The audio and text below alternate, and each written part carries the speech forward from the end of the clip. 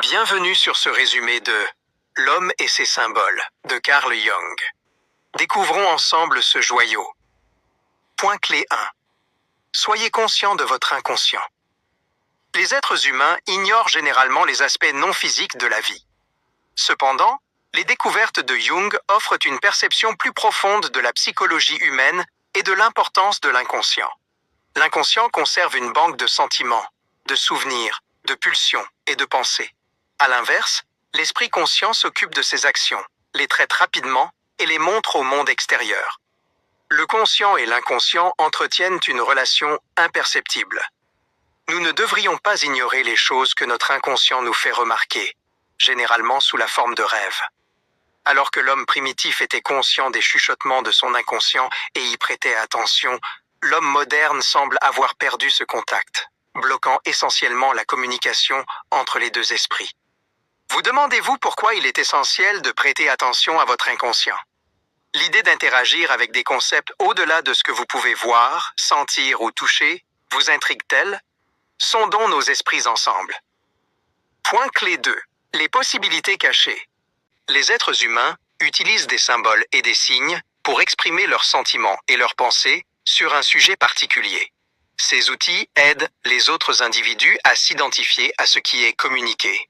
Ces expressions nous aident à saisir ou à comprendre des choses que notre esprit ne peut pas entièrement appréhender. Cependant, les symboles ne sont pas toujours interprétés de manière universelle. Prenons l'exemple d'une personne qui ne connaît pas la foi chrétienne.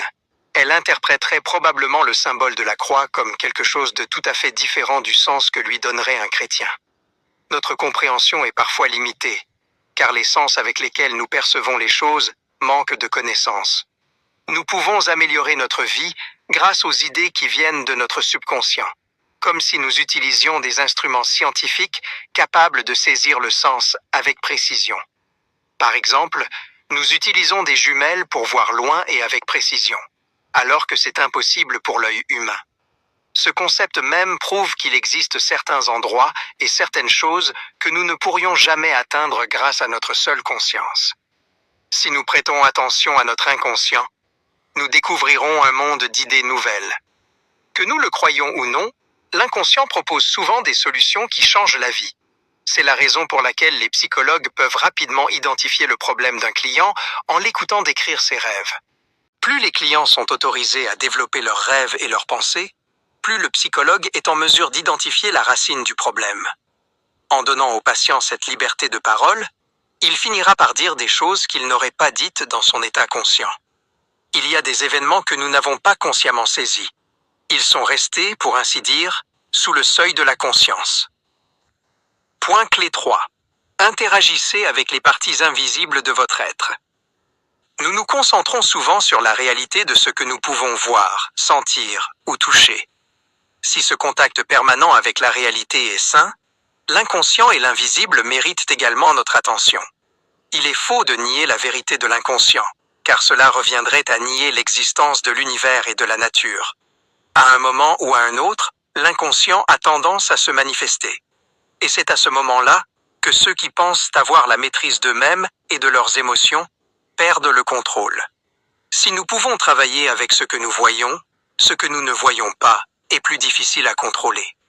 Les choses qui se produisent dans notre vie et qui ont tendance à s'exprimer de manière physique ont été installées au plus profond de notre subconscient. C'est pourquoi nous nous trouvons souvent face à un dilemme émotionnel. Par exemple, une personne d'ordinaire calme peut perdre son sang-froid à cause d'une chose relativement insignifiante. Ainsi, s'il est essentiel de se concentrer sur la conscience, il est également vital de prêter attention aux symboles de l'inconscient. Votre inconscient peut se manifester de temps à autre et vous donner tort. En y regardant de plus près, on s'aperçoit que, même si l'inconscient n'est pas si évident, il ne peut se séparer du conscient. Ce lien se manifeste dans notre vie et nos activités quotidiennes. Par exemple, vous essayez de présenter un ami à quelqu'un, mais vous semblez soudain avoir oublié le nom de cet ami, avant de vous en souvenir 1 heure plus tard. Pendant l'absence de ce nom, vous saviez qu'il était quelque part et qu'il finirait par vous revenir.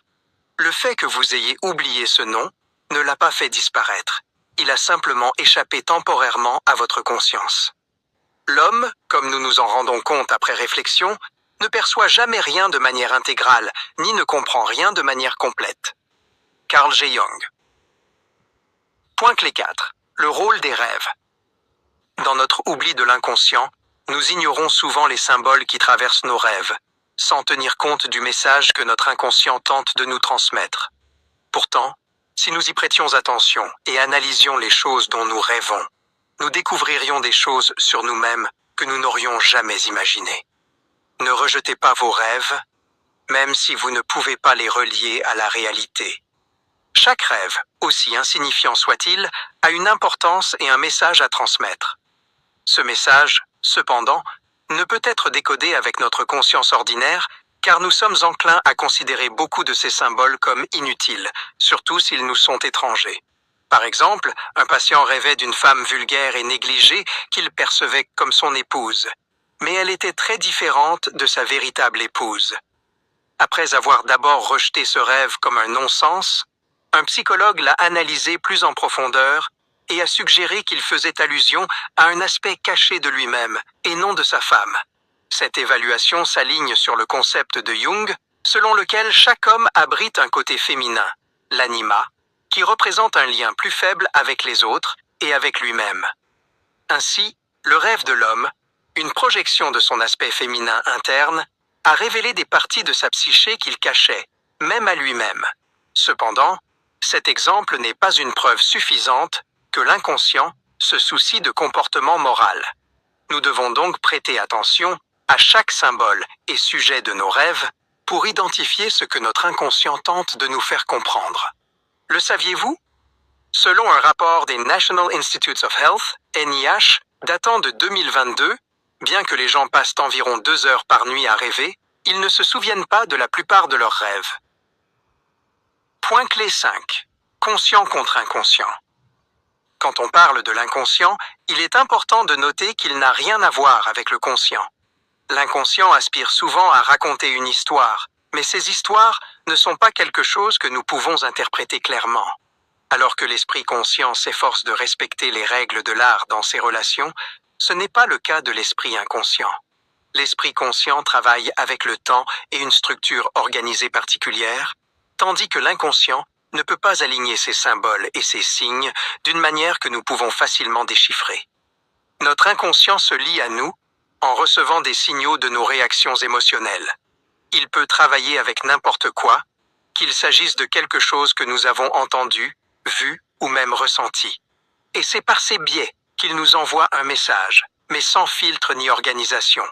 Par exemple, le collègue d'un homme a mal interprété ce qu'il a dit, et l'homme a pu penser que son collègue n'était pas en colère à ce moment-là.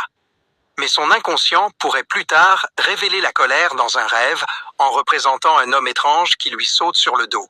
En y regardant de plus près, sa première réaction, qui était de dire qu'il se fichait de ce que son collègue pensait, pouvait également se traduire par « je me fiche de me mettre les gens à dos ». Toutefois, ces interprétations dépendent également du contexte culturel. Votre conscience ne fonctionne souvent correctement que grâce à la présence de votre inconscient. L'inconscient est constamment en relation avec notre conscience et aide à réguler le contrôle que nous semblons penser avoir. C'est pourquoi nous ne devrions jamais le négliger. Nous pouvons voir ce lien dans la façon dont nous repoussons inconsciemment vers notre subconscient certaines émotions que nous ne manifesterions pas au cours d'une journée normale, ou que nous pourrions mieux gérer à d'autres moments. Nous agissons ainsi car nous avons besoin d'être aussi organisés que possible. Point clé 6. L'inconscient de la vie quotidienne. Le bon sens est quelque chose que tous les humains doivent être capables d'utiliser au quotidien. Combien de fois avez-vous vu une personne qui n'utilise pas son bon sens en vous disant que c'était une chose normale? Mais si le bon sens est essentiel, il ne permet pas non plus d'expliquer correctement l'inconscient. Souvent, les personnes brillantes entrent dans un état de choc inexplicable quand elles sont confrontées à leur inconscient. Leur bon sens ne peut tout simplement pas comprendre le fait qu'un esprit humain ordinaire puisse vivre de telles expériences. Ainsi, ce que le bon sens ne peut expliquer semble impossible, ce qui conduit certaines personnes à douter de leur santé mentale. Soyez constamment conscient de l'inconscient pour ne pas le perdre de vue. La conscience, ou l'absence de conscience de notre inconscient, est la raison pour laquelle les rêves sont un moyen plus important d'entrer en relation avec nous. Par exemple, Jane, bien connue pour sa résistance obstinée aux arguments raisonnés de ses collègues, n'a jamais cru qu'elle avait tort. Elle a toujours pensé qu'elle était la personne la plus intelligente de la pièce. Ses rêves, cependant, lui montraient ce que les personnes ne pouvaient pas lui dire. Elle a rêvé qu'elle assistait à un gala où l'hôtesse l'accueillait, lui disait que tous ses amis l'attendaient, puis la conduisait dans une étable. Bien que déroutant au départ, son rêve essayait de lui faire comprendre qu'elle était moins indispensable qu'elle ne le pensait. Jane a admis que le but de son rêve était d'attaquer sa propre importance. Alors que nous pouvons être distraits par nos activités quotidiennes et ne pas prêter attention à des détails spécifiques, nous pouvons être sûrs que notre inconscient les enregistre. Conclusion. Nos esprits conscients et inconscients se complètent, bien que l'un soit évident et l'autre non. L'inconscient tente de se manifester de temps à autre, ce que nous ne devrions pas ignorer. Outre le fait qu'il nous permet d'acquérir des connaissances précieuses, il contribue à nos relations avec les autres. L'inconscient nous aide à maintenir un équilibre psychologique et mental. Il nous met en garde contre des dangers invisibles, le plus souvent par le biais de nos rêves. Si nous ne tenons pas compte de ces avertissements, nous ne pouvons nous en prendre qu'à nous-mêmes. Essayez ce qui suit. Tenez un journal de vos activités quotidiennes. Quand vous faites un rêve, notez-le dès que possible, aussi insignifiant ou déformé soit-il. Passez en revue votre journal d'activités pour découvrir le message éventuel de votre rêve. C'est tout pour l'instant. D'autres résumés passionnants sont à portée de clic.